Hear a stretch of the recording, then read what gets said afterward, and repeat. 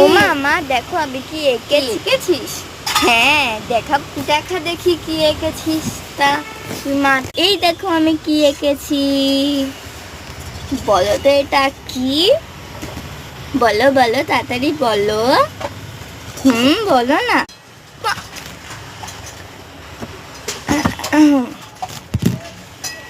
এটা বলো এটা কি? আরশোলা।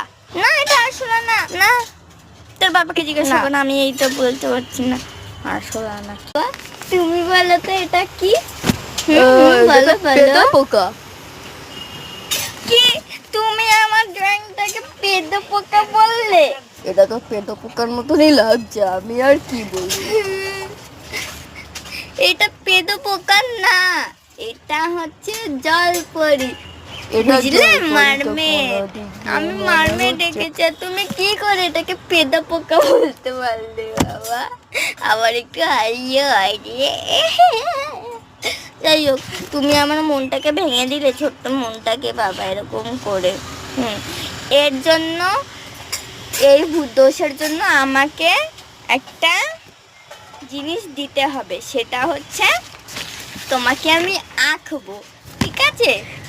এই না না না না না, আমাকে আঁকবি না, আমাকে হ্যাঁ তুমি এরকম করছো কেন? মেয়েটা তো সোনা হিরে কিছু চাইনি, চেয়েছি শুধু তোমার একটা ছোট্ট ছবি আঁকতে, একটু নয় বলেই দিও। আর যাই হোক মনা, তোর ওই পেদো পোকা না কি? ওটা পেদো পোকা না, সরি সরি পেদো পোকা না, ওই মারমেডটা খুব সুন্দর হয়েছে, দারুণ হয়েছে, পুরো তোর মতো। নে এবার তুই তোর বাবার ফটোটা আঁক দেখি। এক্ষুনি আঁকছি মা। কে জানে কি আঁকবে বাবা, যাই হোক আমি কিন্তু করে রেখেছি নেক্সট দিলে।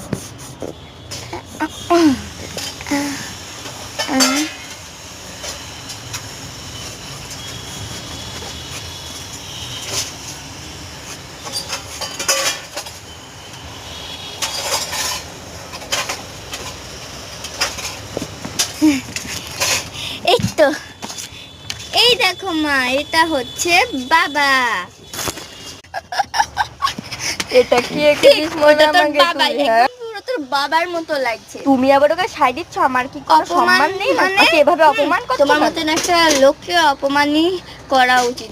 আগে আমাকে একটা বেনারসি শাড়ি কিনে দাও, তারপরে অপমান আর নিরপমান বুঝবো। এটা ফটো তুলে আমি ফেসবুকে শেয়ার করবো। এই না, মোটেও না।